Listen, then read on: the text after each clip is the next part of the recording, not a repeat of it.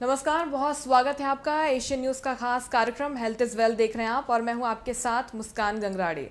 इस खास प्रोग्राम में हम सेहत से जुड़े विषयों पर एक्सपर्ट से चर्चा करते हैं और इसी क्रम में आज हम महिलाओं के स्वास्थ्य से जुड़ी समस्याओं के बारे में बातचीत करने वाले हैं, क्योंकि अक्सर हम देखते हैं कि महिलाएं अपनी सेहत को नज़रअंदाज कर देती हैं और इसी वजह से कई बीमारियां की शिकार हो जाती है महिलाएं।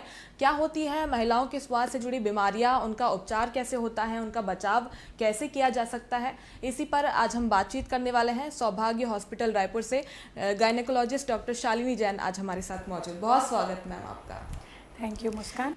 तो चलिए कार्यक्रम की हम शुरुआत करने जा रहे हैं और डॉक्टर शालिनी, सबसे पहला सवाल यही है कि आपके पास कई पेशेंट्स आते होंगे, महिलाएं आती होंगी और जैसे शुरुआत में भी मैंने कहा कि कई तरह के बदलाव होते हैं। हर स्टेज पे हम देखते हैं कि उनके शरीर में चेंजेस होते हैं। बात करें पीरियड से लेके मेनोपॉज हो गया, प्रेगनेंसी के बाद, तो इन बदलावों से अगर देखें तो क्या कोई गंभीर बीमारियां का शिकार महिलाएं हो सकती हैं, उसका ट्रीटमेंट क्या होता है, कैसे इससे बचाव किया जा सकता है, ये सब कुछ समझेंगे आपसे। जी नमस्कार। हम इसको कुछ स्टेजेस में बांट देते हैं। जैसे जो अभी हम समस्याओं की चर्चा करें, ऐसे तो जीवन काल महिला का, जैसे माहवारी आप चाह रहे हैं कि हम उनकी समस्याओं के बारे में जुड़ें, तो जब से उनकी माहवारी चालू होती है तब से लेकर जब तक मेनोपॉज होता है, मतलब माहवारी बंद होती है, तो इन पूरे ड्यूरेशन में, इस पूरे अंतराल में बहुत सारे चेंजेस होते हैं। जैसे कि अगर उसकी माहवारी चालू हो रही है महिला की, तो उसके शरीर में कुछ कुछ और चेंजेस होते हैं। पूरी बॉडी में फीमेल जैसा स्ट्रक्चर बनता है, हार्मोनल चेंजेस होते हैं बहुत ज़्यादा। पिट्यूटरी से कुछ हार्मोन सिक्रीट होते हैं और उनके जो अंडाशय रहते हैं उनसे हार्मोन सिक्रीट होते हैं, तो इस वजह से उनको पीरियड्स आना चालू होते हैं। अब इस समय हमको पीरियड्स में हाइजीन का बहुत ख्याल रखना होता है। अगर किसी महिला को खून की कमी है तो खून की कमी किस वजह से है यह जानना ज़रूरी है, उसके लिए वह उन्हें सलाह लें। किसी महिला को, गर्ल को माहवारी ज़्यादा आ रही है तो उस बारे में वो चर्चा ज़रूर करें और इसे नॉर्मल ना समझें। कई बार लड़कियों को 15-15 दिन में माहवारी आती है, कई बार कोई इरेगुलरिटीज़ हार्मोन्स की हो सकती हैं, उसकी वजह से भी माहवारी ज़्यादा आ रही है या कम आ रही है या फिर नहीं आ रही है, तो उसमें भी उनको महिला रोग विशेषज्ञ से सलाह करना है। कई बार महिलाओं की, गर्ल्स की ये समस्या होती है कि उनको पेट दर्द की बहुत समस्या होती है। अगर पीरियड आ रहा है उसके पहले भी पेट दर्द की समस्या है। आजकल हम इस बीमारी को ज़्यादा गंभीर रूप से और ज़्यादा कॉमनली और ज़्यादा रूप से ये जो है केसेस मिल रहे हैं, पहले इतने नहीं मिलते थे। तो गर्ल्स में भी हमको महिला रोग विशेषज्ञ को बहुत ध्यान देने की आवश्यकता होती है कि कहीं वो एंडोमेट्रियोसिस से पीड़ित तो नहीं है या एडिनोमायोसिस से पीड़ित तो नहीं है, या फिर महीना नहीं आया है तो कोई मुलेरियन एनोमली, जिसको कि हम बनावटी खराबी बोलते हैं महिला के रिप्रोडक्टिव ट्रैक में, उसकी वजह से तो नहीं है। कई बार गर्भाशय 2 हिस्से में बटा हुआ तो नहीं है, या एक accessory Mullerian accessory uterine horn तो नहीं है। तो ये सारी चीज़ें मुलेरियन एनोमली ऐसे हेडिंग होती है उसके अंदर आती हैं। तो इसकी अगर जानकारी हम कर लें तो इन सब से जागरूक रहें महिला, तो ये बहुत अच्छी चीज़ है। प्लस अपना मेंटल हेल्थ का बहुत ध्यान रखें। अभी स्ट्रेस इंड्यूस्ड ये है, बहुत ज़्यादा मीडिया से बच्चे बहुत ज़्यादा इन्फ्लुएंस्ड हैं और एजुकेशन में भी बल्कि उनकी परफॉर्मेंस कम हो रही है, तो स्ट्रेस इंड्यूस्ड हार्मोनल चेंजेस भी बहुत ज़्यादा होते हैं।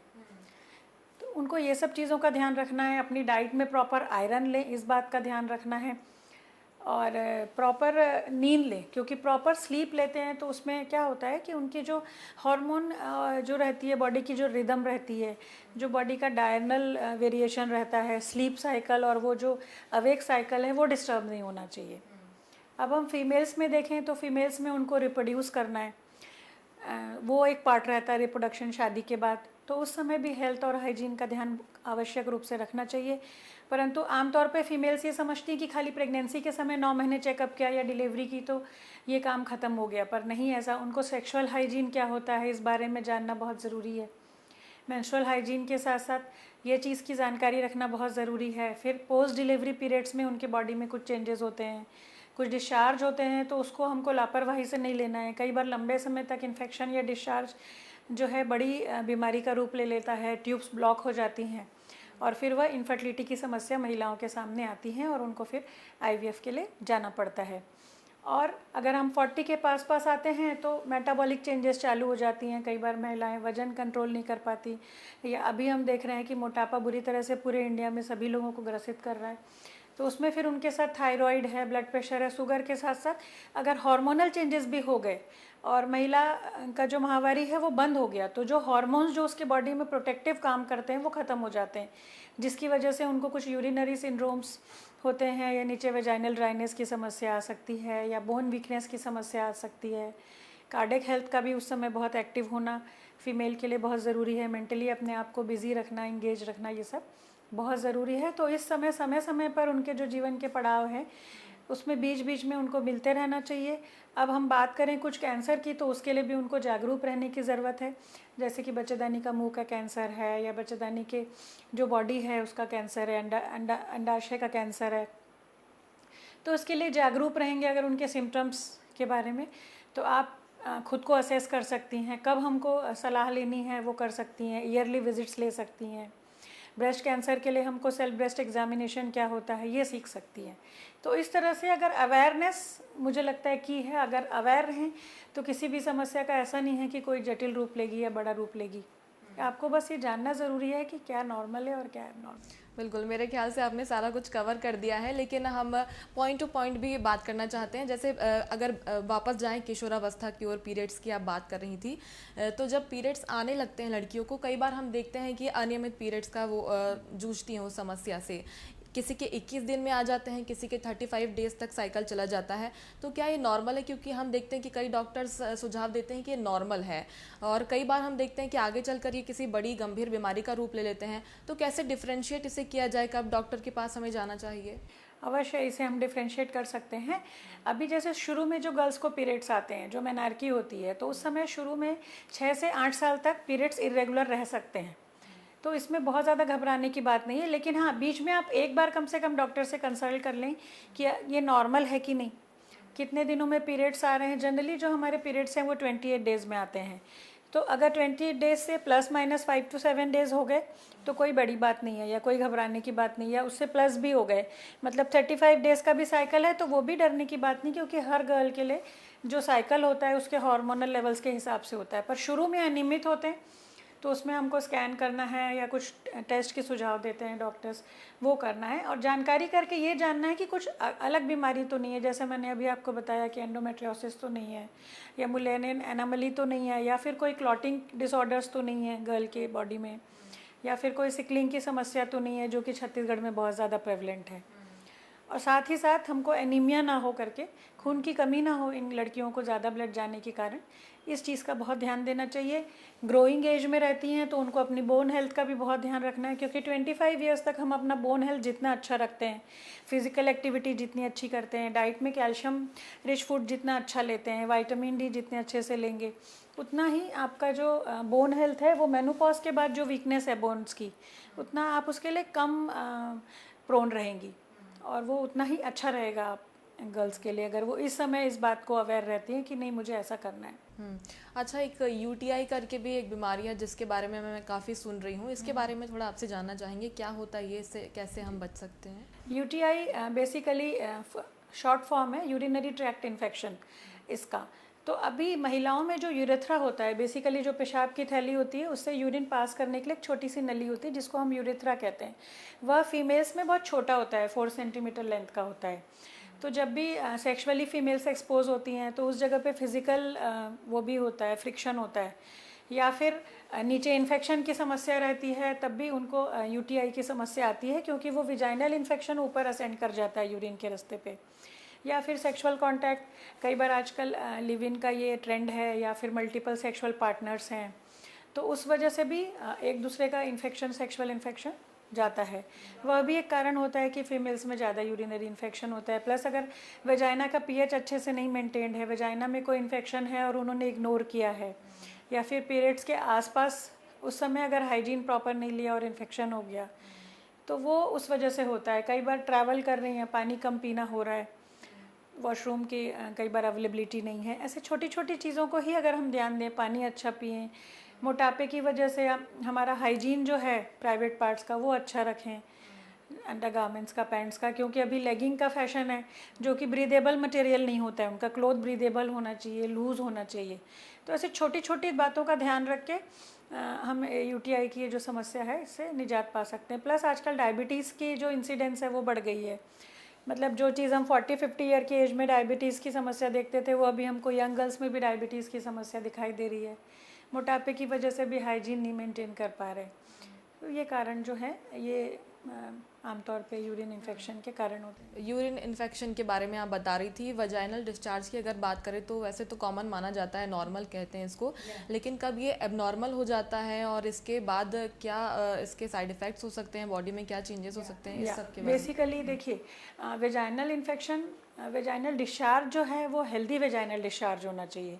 मतलब उसकी कलर, कंसिस्टेंसी, ये सब हमारे मेंस्ट्रुअल साइकिल के हिसाब से चेंज होती हैं।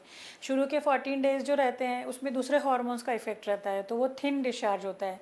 फिर उसके बाद सेकेंड जो 14 डेज रहता है उसमें प्रोजेस्टेरोन हार्मोन के इफेक्ट में डिस्चार्ज थोड़ा थिक हो जाता है। तो इसमें अगर कलर चेंज नहीं हो रहा है या स्मेल नहीं आ रही है, या पीरियड्स के सामने अगर पीरियड्स पास में है तब भी डिस्चार्ज बढ़ जाता है, पर उस समय अगर आपका हाइजीन आप मेंटेन नहीं कर रही हैं या सेक्सुअल हाइजीन और मेंस्ट्रुअल हाइजीन अच्छे से मेंटेन नहीं कर रही हैं, तो वो पैथोलॉजिकल हो सकता है। उसमें स्मेल आ सकती है, उसका कलर चेंज हो सकता है, या फिर फंगल इन्फेक्शन होने की वजह से वो कर्डी फॉर्म में डिस्चार्ज निकलता है।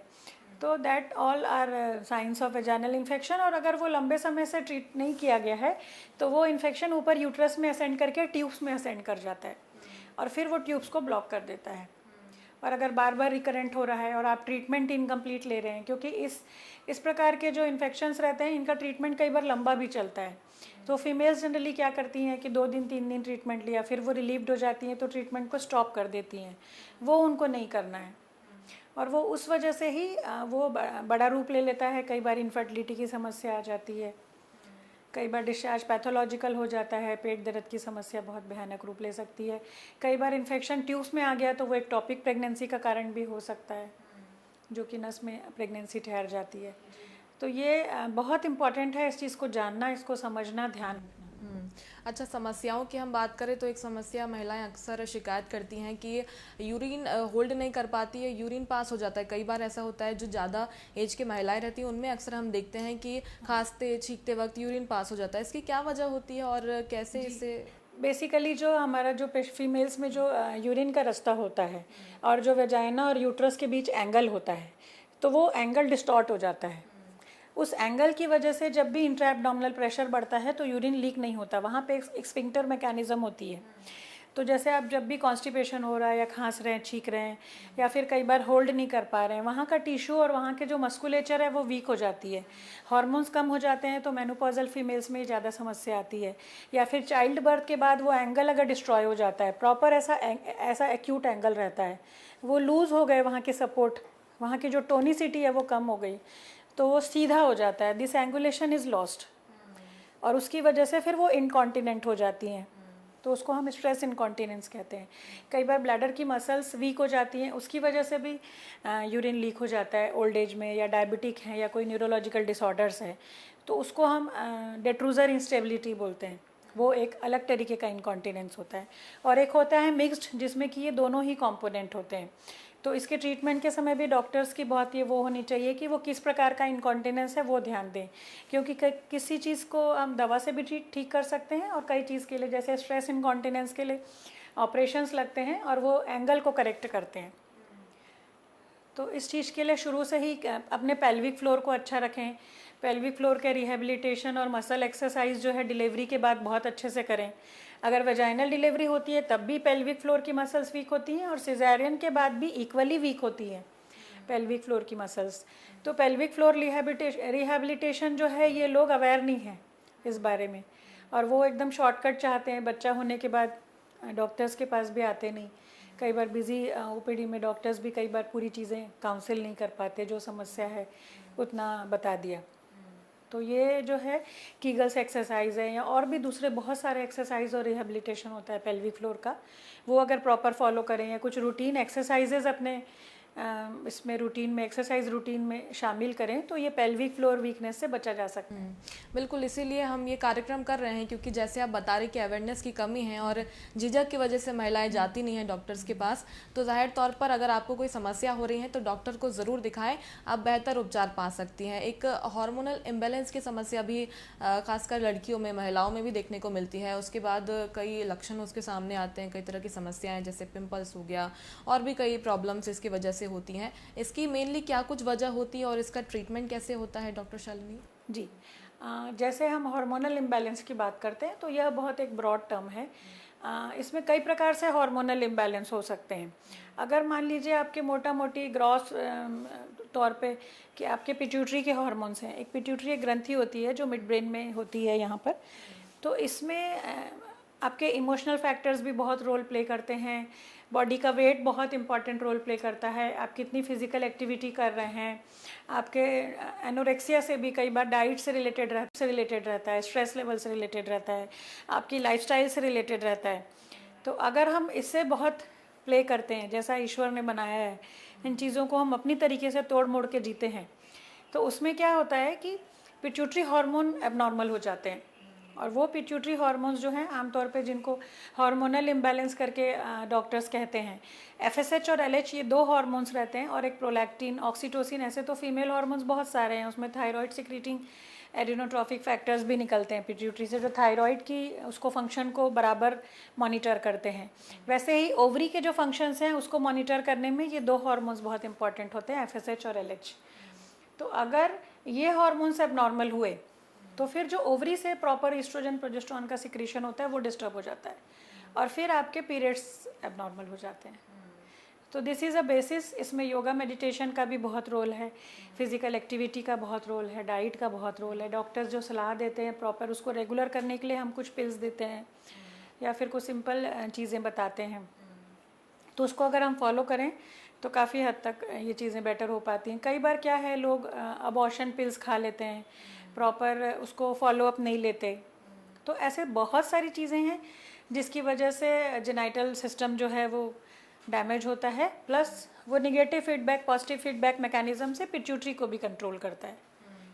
तो मतलब आप पिट्यूटरी और ओवरीज और ये जो फीमेल जेनाइटल सिस्टम है, आप इसको इंटरलिंक कर सकते हैं। प्लस ये हाइपोथैलेमस जो एक ब्रेन में स्ट्रक्चर होता है उससे भी इंटरलिंक्ड होता है, और ये हाइपोथैलेमस बहुत ही सेंसिटिव चीज़ है। अब इसमें जो आपको मैंने बताया ना कि अगर आप एक्सेसिव डांसिंग कर रही हैं या एक्सेसिव फिजिकल एक्टिविटी कर रही हैं तब भी पीरियड्स बंद हो जाते हैं, जैसे एथलीट्स में होता है। या फिर आप बहुत स्लीप भी आपका जो है अगर गड़बड़ हो गया, तो जैसा कि एग्ज़ाम में आपने सुना होगा कि बच्चों के पीरियड्स एग्ज़ाम टाइम पे इरेगुलर हो जाते हैं। तो ऐसे बहुत सारे फैक्टर्स, इमोशनल फैक्टर्स का हाइपोथैलेमस में बहुत रोल रहता है। तो ये फैक्टर्स भी पिट्यूटरी को इनडायरेक्टली मॉड्यूलेट करते हैं, and then this pituitary modulates ovaries, और फिर then this modulates uterus hormones, and then indirectly uterus पे ये हार्मोन्स के एक्शंस की वजह से ही पीरियड्स आते हैं। और फिर अगर ये हार्मोन्स हेवाया हो जाते हैं तो फिर पीरियड्स भी ऊपर नीचे हो जाते हैं। लेकिन अक्सर ऐसे देखने को मिलता है या कहते हैं कि जिन्हें हार्मोनल इम्बैलेंस की समस्या एक बार होती है तो बार बार वो इस तरह की कई समस्याओं का सामना करते हैं। तो अगर डाइटरी अगर वो कर लें, डाइट सही रखें, लाइफस्टाइल, वेट अगर अच्छे से रखें, अपने मेंटल उसको अच्छा रखें, स्ट्रेस को कंट्रोल में रखें, क्योंकि आप अपनी सराउंडिंग को बहुत ज़्यादा कंट्रोल नहीं कर सकते, तो आपको अपने अंदर ही चेंजेस लाने पड़ेंगे।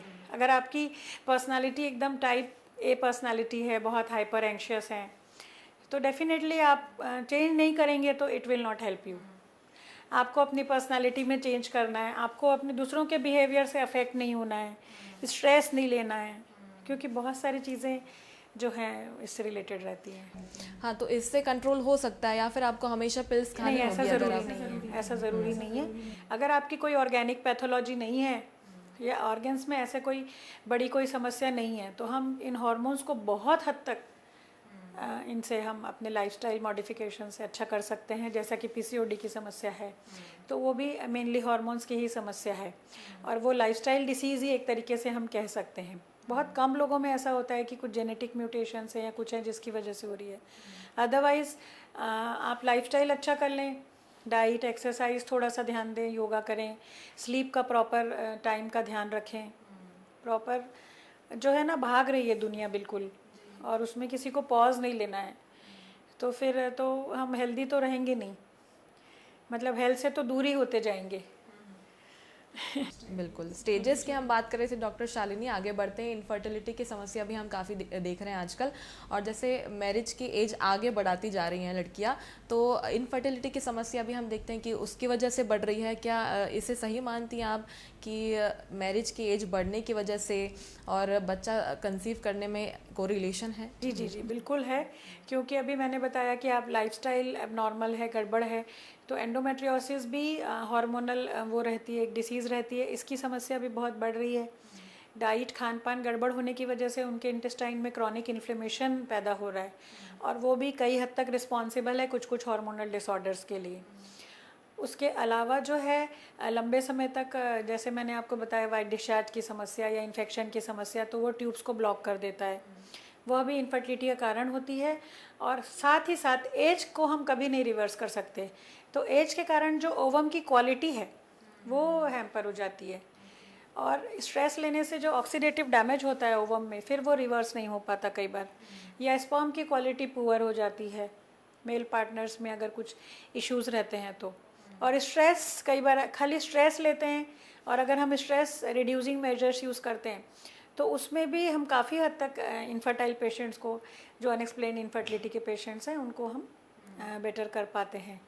तो मतलब अभी हमारी ये सलाह होगी कि मतलब एज अगर मैरिज कर ली है, बहुत लेट मत करें, क्योंकि महिलाएं कैरियर और उसके बीच में कई बार नहीं कर पाती, किसको चुने। लेकिन करियर आप 3 साल बाद भी कर सकते हैं, आपको माइंडसेट चेंज करने की और एटीट्यूड को थोड़ा सा चेंज करने की ज़रूरत है, पर फिर आप इसमें आप फ्रस्ट्रेशन में और स्ट्रेस में चले जाते हैं, जो आप इससे बच सकते हैं। लेकिन आजकल इसके ट्रीटमेंट भी आ गए हैं, सॉल्यूशंस भी आ गए, जैसे आईवीएफ की अगर बात कर लें, एग फ्रीज भी करवा सब रही हैं करते कई हैं, लड़कियां। लेकिन अगर वो बहुत कंपलसरी हो तभी करना चाहिए, क्योंकि हर चीज़, कोई भी चीज़ खाली ब्लेसिंग के साथ नहीं आती, सब चीज़ों के साथ आती है। तो ऐसा नहीं है कि वो हमको दिखता है तो वो बहुत इजी है। एक आईवीएफ जिसने मदर ने कंसीव किया, आप उनसे मिलके पूछिए कि कितने पेन्स, कितने injections, apart from financial things, कितने फिजिकल और मेंटल बर्डन के साथ वो फीमेल जाती है। तो जो भी आर्टिफिशियल तरीके से है वो बिना उसके नहीं मिलेगा, जो नेचुरल तरीके से है वो आपको सिंपल तरीके से अवेलेबल होगा। तो हमको बहुत ज़्यादा उस समय करियर को एनी हाउ टू मैनेज, वो थोड़ा बैलेंसिंग बहुत ज़रूरी है, क्योंकि फ़ीमेल को रिप्रोड्यूस तो करना ही है, तो उसको अपनी लाइफ में प्रायोरिटी सेट करके अकॉर्डिंगली करना चाहिए प्लान, उसकी फर्दर लाइफ जो है। ठीक है। तो ये सलाह रही डॉक्टर शालिनी की। जो महिलाएं बच्चा कंसीव करना चाहती हैं, तो एक सर्टेन एज की अगर बात करें डॉक्टर शालिनी, तो कौन सी प्रॉपर एज रहेगी कंसीव करने के लिए? 30 ईयर के पहले कंसीव हो जाए, 30 ईयर के पहले हो जाए तो बहुत अच्छा है। और हम जैसे प्रॉब्लम्स की बात कर रहे थे, छोटी छोटी प्रॉब्लम्स की पहले हमने बात करी, पीसीओएस की बात करी, पीसीओडी की अगर बात कर ले, यूटीआई की बात कर ले, तो क्या ये आगे चलकर किसी बड़े कैंसर में तब्दील हो सकती है, जैसे सर्वाइकल कैंसर हो गया? जैसे पीसीओडी हार्मोन से रिलेटेड समस्या है, तो हार्मोन से रिलेटेड जो भी कैंसर है, जैसे कि एंडोमेट्रियल कैंसर है, जो यूट्रस की बॉडी का कैंसर होता है, या फिर ब्रेस्ट कैंसर है, ये हार्मोन डिपेंडेंट ऑर्गन्स हैं। तो जब एबनॉर्मल हार्मोन्स रहेंगे तो फिर उनके केसेस में जो एंडोमेट्रियल कैंसर के चांसेस हैं वो 3 to 4 टाइम्स मोर होते हैं जनरल पॉपुलेशन से। ब्रेस्ट कैंसर के इंसिडेंस भी मोर होंगे, क्योंकि उनके पीरियड्स लेट में आते हैं, तो एस्ट्रोजन हार्मोन एक्सपोजर उनकी बॉडी में ज़्यादा लंबे समय तक रहता है, और हाइपर एस्ट्रोजेनिक कंडीशन उनकी बॉडी में लंबे समय तक रहने की वजह से they are more prone for these cancers.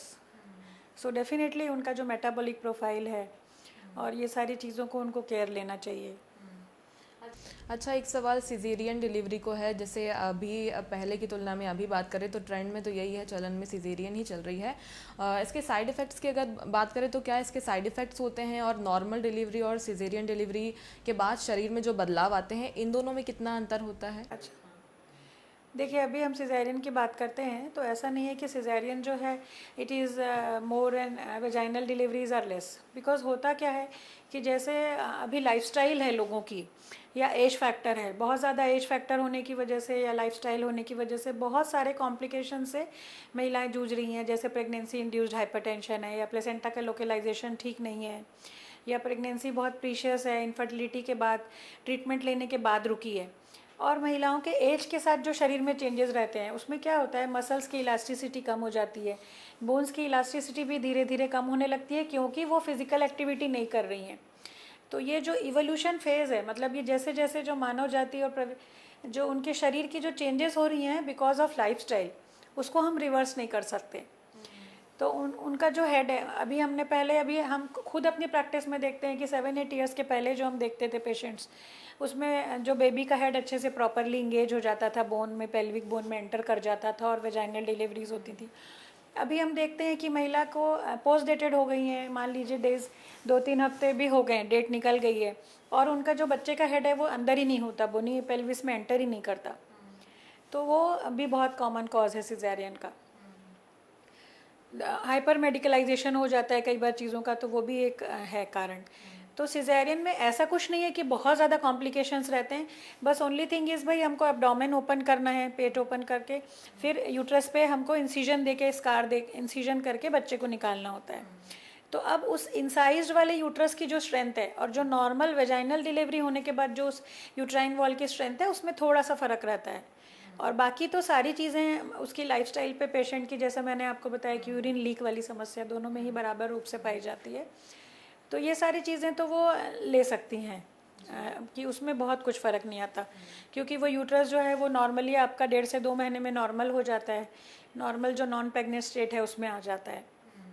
तो बहुत ज़्यादा ऐसा कुछ नहीं है कि सीज़र हुआ है तो हमको ये नहीं करना है, वो नहीं करना है, सिजेरियन डिलीवरी है और वेजाइनल डिलीवरी है तो हम सब कर सकते हैं, ऐसा नहीं है। ओनली थिंग इज़ वो थोड़ा जल्दी एम्बुलेटरी हो जाते हैं क्योंकि थोड़ा पेन्स वगैरह कम रहते हैं पोस्ट डिलीवरी, और बच्चे का केयर भी थोड़ा जल्दी लेना मदर स्टार्ट कर देती है, फर्स्ट डे से स्टार्ट कर देती है, और सिजेरियन वाली महिलाएँ थोड़ा सेकेंड डे से या थर्ड डे से करती हैं।